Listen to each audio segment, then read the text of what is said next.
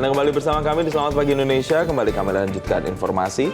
Pemirsa, raksasa otomotif asal Jerman, Volkswagen, tengah menyiapkan langkah efisiensi dan berencana akan memangkas hingga 100.000 tenaga kerja secara global.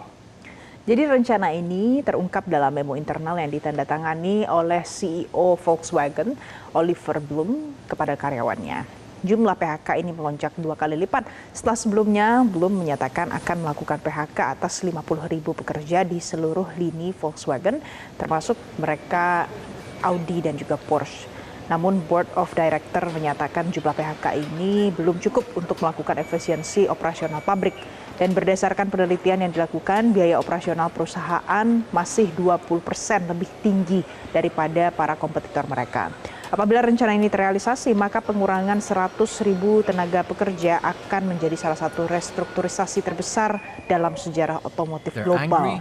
PHK besar-besaran juga dilakukan oleh General Motors di tahun 2009 untuk memangkas 50.000 pekerja. Zwickau is one of the group's most modern facilities. The last internal Dan pemirsa, krisis VW ini dianggap sebagai indikasi lesunya ekonomi dan menguatnya tren deindustrialisasi di Jerman, di mana industri manufaktur perlahan memindahkan produksi ke luar negeri untuk menghemat biaya. Ya, untuk mengetahui informasi lebih lanjut, kita bergabung dengan editor DW Indonesia, Rizky Nugraha di Bonn, Jerman. Rizky, sebesar apa krisis di tubuh Volkswagen saat ini?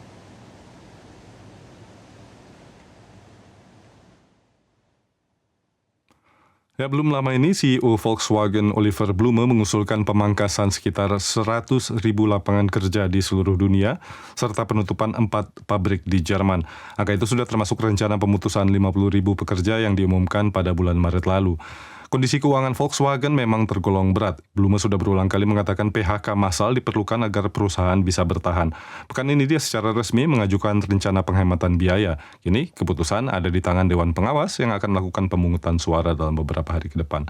Menariknya, dari 20 kursi Dewan, saat ini hanya 19 yang terisi, 10 kursi berpihak kepada serikat pekerja, sedangkan 9 lainnya mewakili pemegang saham. Karena itu, niat VW untuk meloloskan proposal ini diperkirakan tidak akan mudah.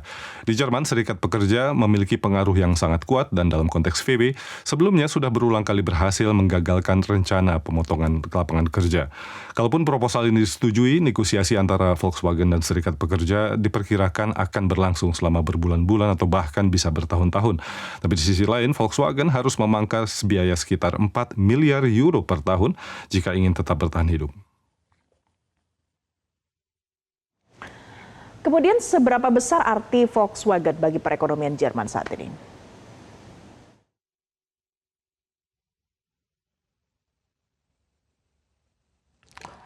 Ya, Volkswagen adalah salah satu pemberi kerja terbesar di Jerman dengan mempekerjakan sekitar 300.000 orang di dalam negeri.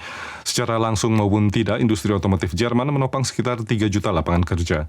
Ketika Volkswagen masih sangat kompetitif, jumlah tenaga kerja yang besar ini justru menjadi keunggulan. Namun kini jumlah karyawan justru jadi beban.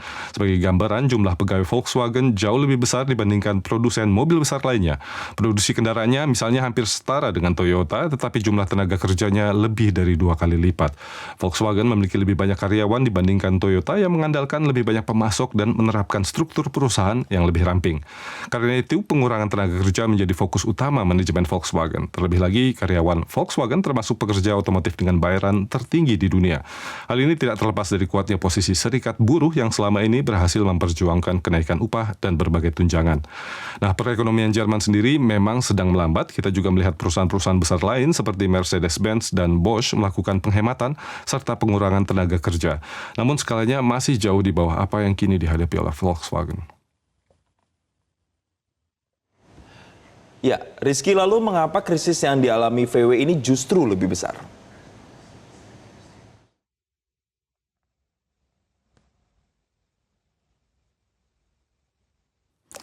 Salah satu alasannya diyakini berkaitan dengan ekspansi perusahaan. VW selama beberapa dekade telah mengakuisisi berbagai merek mobil seperti Skoda dan Bugatti. Tapi baru kemudian disadari bahwa mengintegrasikan berbagai merek baru itu ke dalam sistem Volkswagen membutuhkan biaya yang sangat besar dan justru menghambat kemampuan perusahaan untuk merespons perubahan pasar dengan cepat. CEO Oliver Blume kini mengusulkan agar sejumlah merek itu dikelola secara lebih terpisah sehingga bisa bergerak lebih lincah dan lebih kompetitif. Tantangan besar lainnya datang dari Cina, karena persaingan dengan produsen kendaraan listrik Cina saat ini semakin ketat. Mobil listrik buatan Cina bukan hanya dikenal lebih murah, tetapi juga dilengkapi dengan teknologi yang lebih canggih dan diproduksi lebih cepat. Kondisi ini membuat Volkswagen kesulitan mengejar apalagi menandingi para pesaingnya. Ini juga bukan pertama kalinya VW menghadapi krisis besar. Pada 2015 kita ingat perusahaan ini pernah terlibat skandal Dieselgate setelah ketahuan memasang perangkat lunak untuk memanipulasi hasil uji emisi. Skandal itu diperkirakan merugikan VW sekitar 32 miliar euro jika menghitung denda, sanksi, biaya penyelesaian perkara, hingga kerugian di pasar saham. Baik, terima kasih Rizky Nugraha melaporkan langsung dari Bonn, Jerman. Selamat bertugas kembali.